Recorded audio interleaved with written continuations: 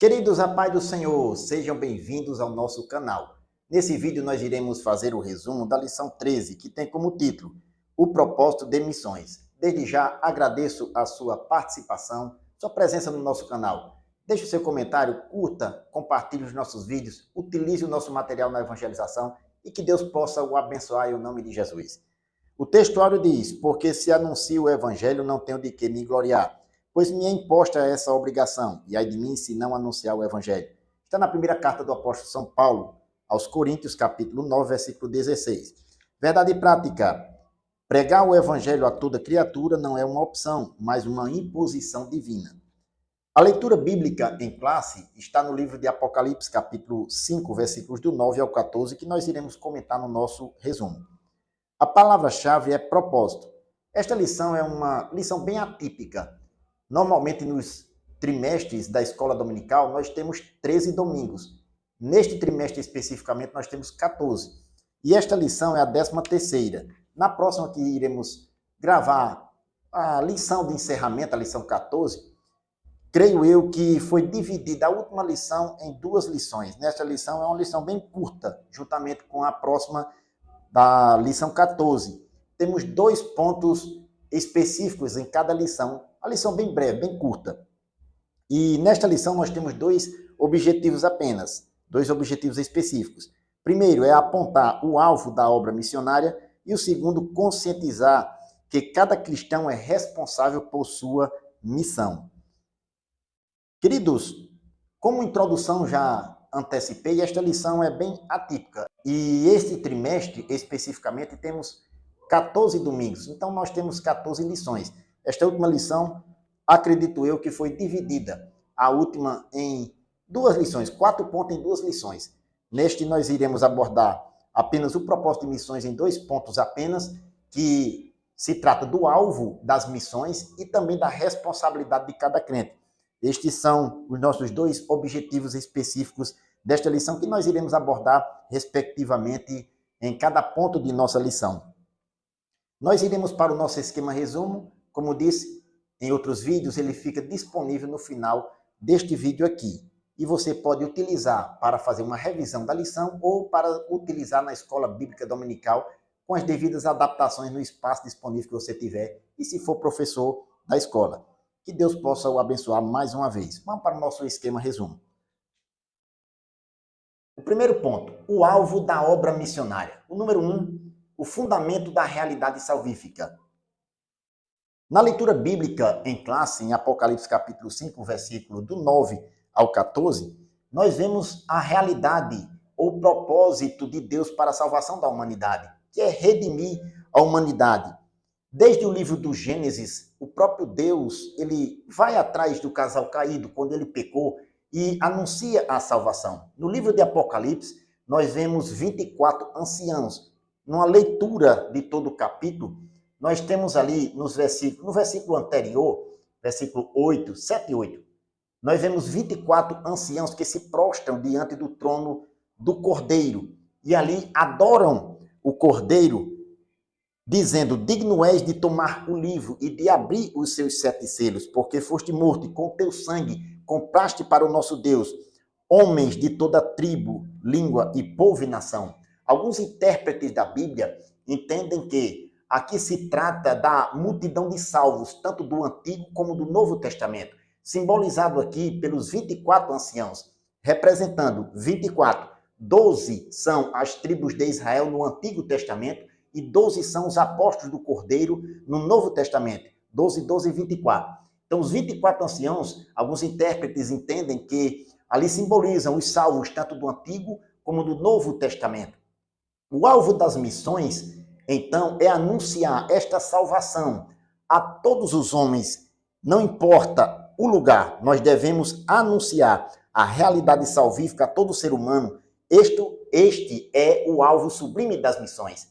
Em Marcos capítulo 16, versículo 15, o Senhor Jesus disse para os seus discípulos: portanto, ide, pregai o evangelho a toda criatura.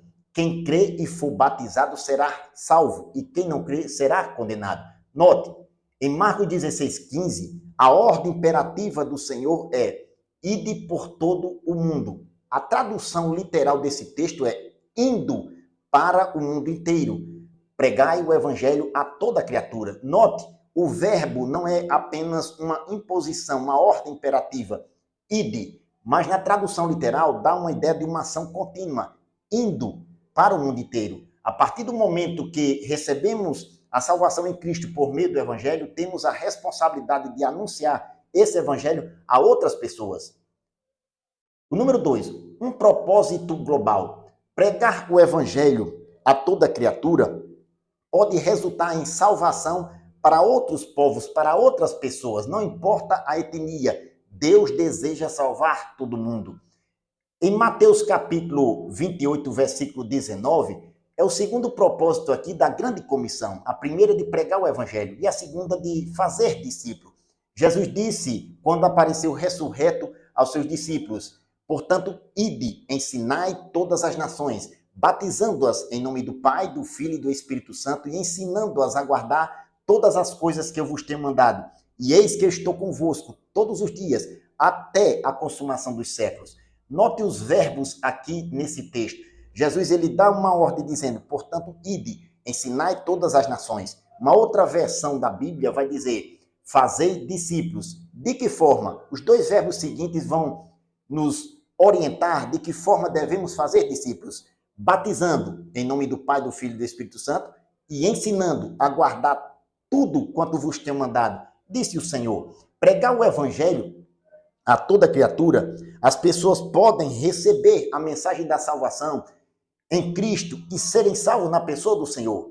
Esse é um projeto de Deus para a humanidade, para a obra missionária. O projeto de Deus é salvar, alcançar o homem perdido. Veja que em Gênesis capítulo 3, versículo 15, no início da Bíblia, o próprio Deus anunciou a salvação, o escape para o casal quando pecou contra o Senhor. Os versículos anteriores, a partir do versículo 9, Deus vai atrás de Adão e pergunta a ele, onde estás? Vai atrás do homem que pecou. No versículo 15, ele deixa a promessa para aquele casal, dizendo, e porei inimizade entre ti e a mulher, entre a tua semente e a sua semente. Esta te ferirá a cabeça e tu lhe ferirás o calcanhar. Note, Deus começou a obra. O projeto missionário foi o próprio Deus que iniciou e passou essa responsabilidade para a sua igreja.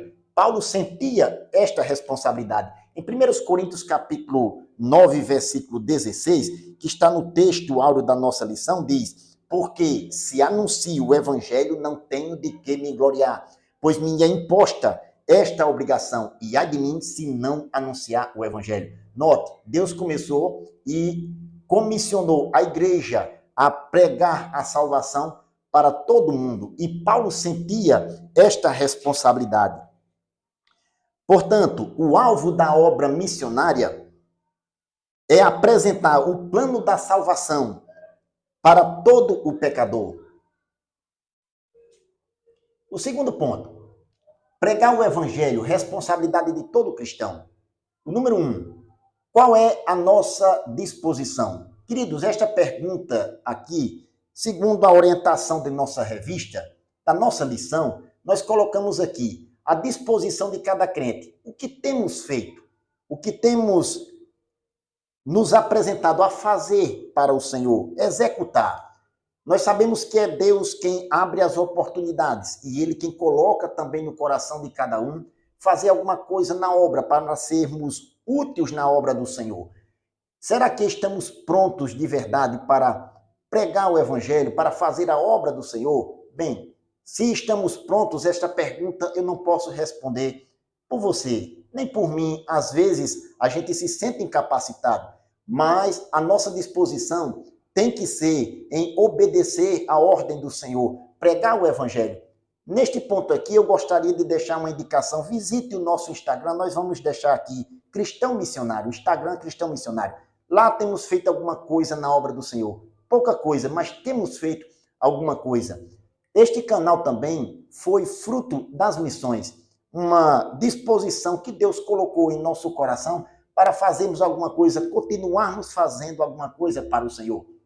Em Eclesiastes capítulo 9, versículo 10, o sábio Salomão instrui aos seus leitores dizendo, tudo quanto te vier à mão para fazer, faze-o conforme as tuas forças, porque na sepultura para onde tu vais, não há obra, nem indústria, nem ciência, nem sabedoria alguma. Note, as oportunidades que temos para fazer alguma coisa para o Senhor, devemos aproveitar, porque a noite vem, como disse Jesus, e o sábio Salomão disse, na sepultura para onde nós vamos, encerra a vida terrena, a vida física, e perdemos as oportunidades. Oportunidades não se voltam. Temos que estar prontos para fazer alguma coisa para o Senhor. Em Mateus capítulo 24, versículo 45, é a parábola dos dois servos que o Senhor Jesus contou para os seus ouvintes no último sermão que ele pregou no templo. Ele disse, quem é, pois, o servo fiel e prudente que o Senhor constituiu sobre a sua casa para dar o sustento a seu tempo? Bem-aventurado aquele servo que, quando o Senhor vier, achar servindo assim. Em verdade vos digo que o porá sobre todos os seus bens. Porém, se aquele mau servo disser consigo, o meu Senhor tarde virá, e começar a espancar os seus conservos, e a comer e a beber com os bêbados, virá o Senhor daquele servo, no dia em que não espera, e a hora que ele não sabe, e separá-lo-á, e destinará a sua parte com os hipócritas. Ali haverá pranto e ranger de dente. Note a ênfase do Senhor em uma cobrança de quem está servindo a Ele voluntariamente, dá uma disposição de servi-lo conforme a sua vontade, e aqueles que negligenciam, o servo que negligencia vai ser responsabilizado, penalizado pelo Senhor. Temos que estar pronto para obedecer, não por uma simples imposição, ou melhor, por uma imposição apenas, mas nós temos que estar pronto com o coração voluntário para servir ao Senhor, e um coração íntegro, voluntário, disposto a servi-lo. O número 2, pois me é imposta essa obrigação. Foi o que Paulo disse em 1 Coríntios capítulo 9, versículo 16, que está no texto áureo da nossa lição. Porque se anuncio o evangelho, não tenho de que me gloriar, pois me é imposta esta obrigação. E ai de mim, se não anunciar o evangelho. Note a ênfase do apóstolo, ai de mim, se não anunciar o evangelho. Nós vemos aqui um duplo sentido, ou podemos entender um duplo sentido para a nossa realidade cristã, para a igreja do Senhor. Paulo se sentia como uma obrigação a anunciar o evangelho, reconhecendo a obra de Cristo em sua vida. O que Jesus fez por ele, ele tinha como obrigação de anunciar o evangelho. Era um ato de obediência do apóstolo. Da mesma forma, nós devemos reconhecer esta obrigação em nossa vida e, como um ato de obediência, sermos gratos ao Senhor pelo que ele fez por nós, nos ter salvado. Nesta obrigação, é um privilégio participar da obra de Cristo, anunciando o evangelho, anunciando o que ele fez pela humanidade. Morreu em nosso lugar e ressuscitou para a nossa esperança. O segundo sentido nós podemos entender como um ato de punição. Diz o comentarista, esta obrigação também leva em conta a punição em relação à nossa recusa sistemática desta obrigação imposta ao apóstolo. Pregar o evangelho não é uma opção que temos como igreja do Senhor, como cristãos, crentes em Jesus, mas é uma imposição divina para nós anunciarmos a obra de Cristo na cruz do Calvário. Em Marcos capítulo 16, versículo 20, o Senhor Jesus ele coopera com a igreja quando ela sai para anunciar a salvação, sai para pregar o evangelho. Diz o texto que quando os discípulos saíram, pregaram por todas as partes, cooperando com eles o Senhor e confirmando a palavra com os sinais que se serviam. Ou melhor, com os sinais que se seguiram. Note que o Senhor cooperava com os sinais. Que sinais são esses? A partir do versículo 15, salvação, libertação, cura e batismo no Espírito Santo. Portanto, pregar o evangelho é uma obrigação para todo crente em Jesus. Bendito seja o nome do Senhor. Queridos, uma lição bem rápida, bem curta, mas espero que tenha contribuído. Nós temos uma obrigação, anunciar a obra do Senhor, a obra salvífica de Cristo na cruz do Calvário, que o que ele fez pela humanidade, nós temos esta obrigação e é um privilégio para nós. Façamos a obra do Senhor. Que Deus o abençoe em nome de Jesus.